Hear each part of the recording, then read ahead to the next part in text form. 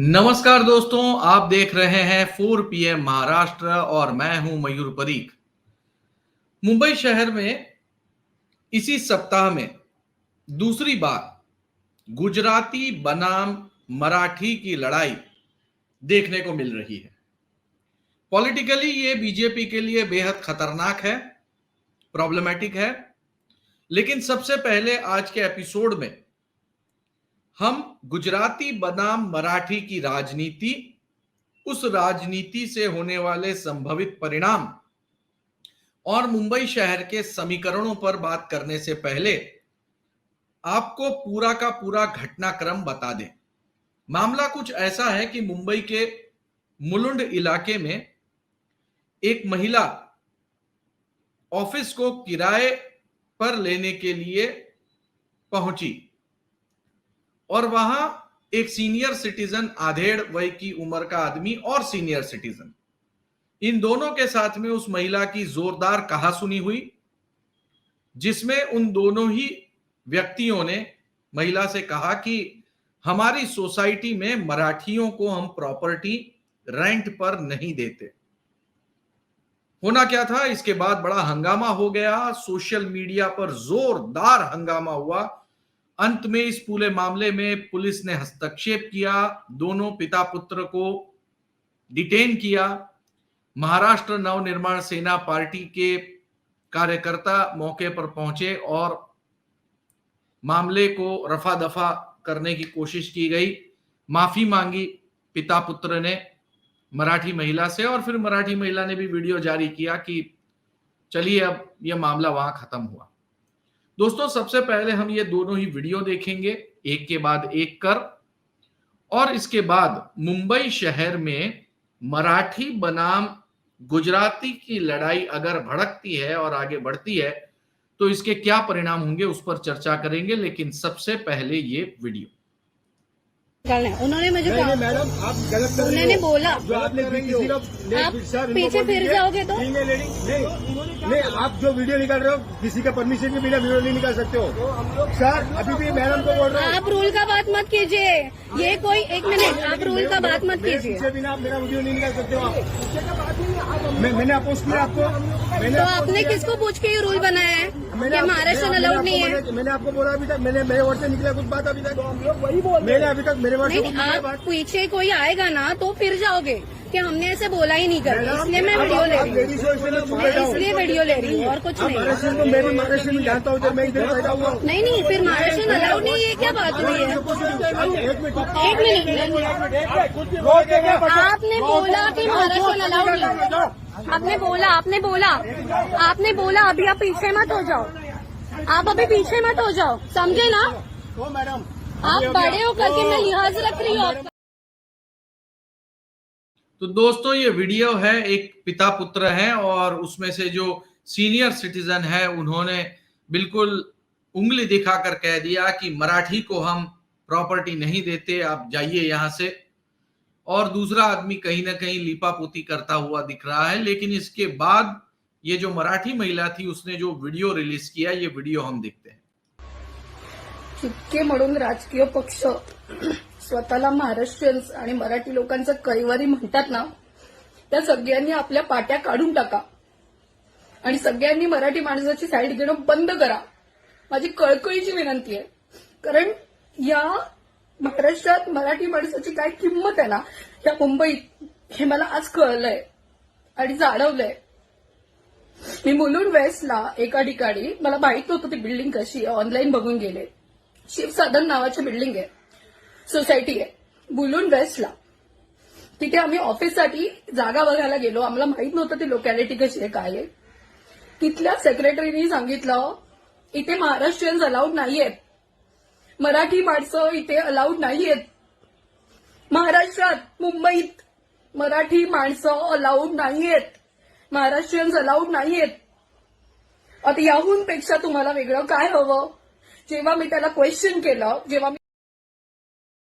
दोस्तों, ये महिला रोते हुए अपनी आप बीती बता रही है कि मराठी आदमी उस बिल्डिंग में अलाउड नहीं है और बार बार वही बात रिपीट करते हुए बताने की कोशिश कर रही है, इंस्टिगेट कर रही है पॉलिटिकल पार्टीज को कि उन्हें इंटरवीन करना चाहिए और इस पूरे मामले पर जो है वो कोई ना कोई कदम उठाने चाहिए वगैरह वगैरह। बहुत ही सेंटिमेंटल टाइप ऑफ मैसेज है और सीधी बात है।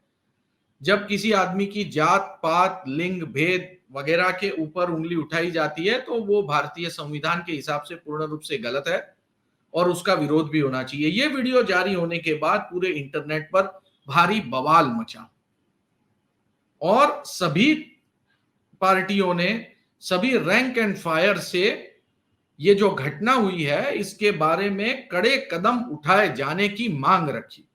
पुलिस भी हरकत में आई। उप मुख्यमंत्री ने भी कहा कि इस पूरे मामले में तेज से तेज कार्रवाई होनी चाहिए। इसी के साथ महाराष्ट्र नवनिर्माण के सेना के कार्यकर्ता मौके पर पहुंचे और माफी मंगवाई पिता पुत्र के पास। लेकिन दोस्तों ये जो वाकया है ये कोई अच्छी बात नहीं है।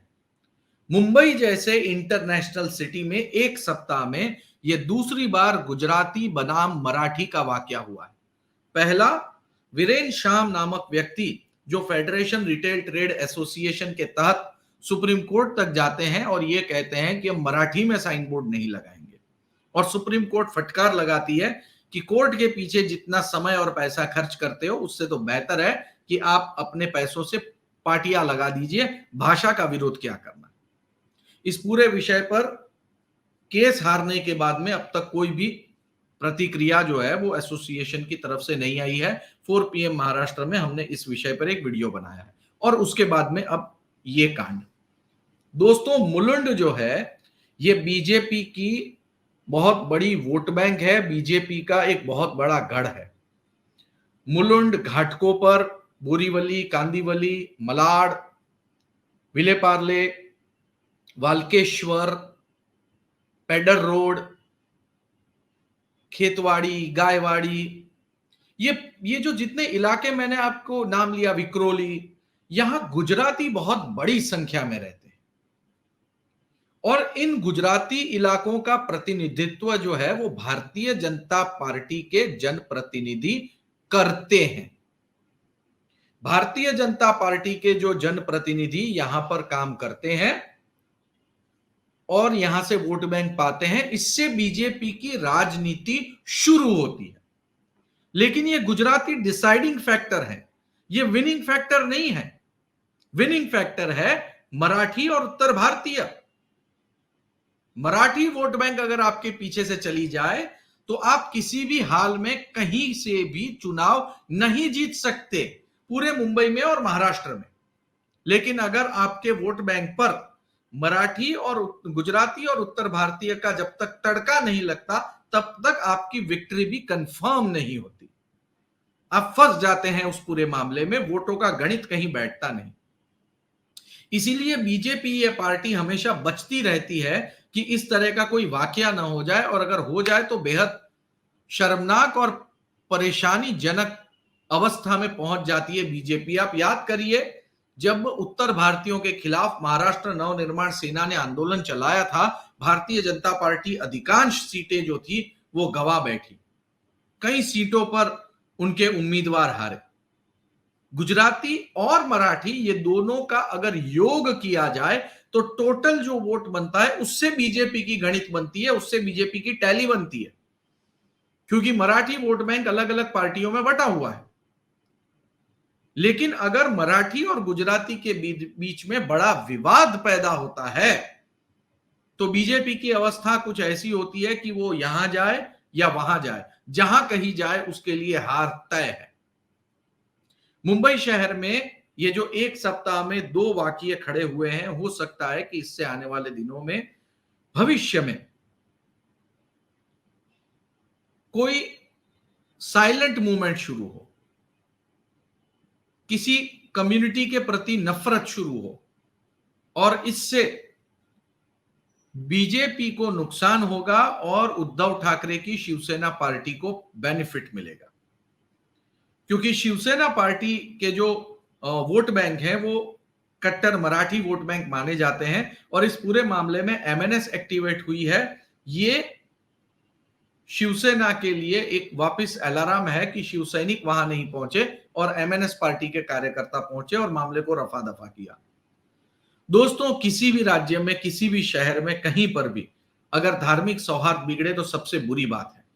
घाटकोपर, मुलुंड और कई बार हमने वाल्केश्वर टाइप एरिया में भी देखा है कि कई सारी सोसाइटीज हैं, उन सोसाइटीज में एक पर्टिकुलर कास्ट और कम्युनिटी को ही प्रॉपर्टियां बेची जाती है, दूसरी कास्ट और कम्युनिटी को नहीं। बहुत समय पहले, अगर मेरा नाम सही याद कर पा रहा हूं तो शायद मिसबाह कादरी ये नाम की एक महिला थी, जिसको बांद्रा में इसीलिए फ्लैट रेंट पर नहीं दिया गया था क्योंकि वो महिला मुस्लिम थी।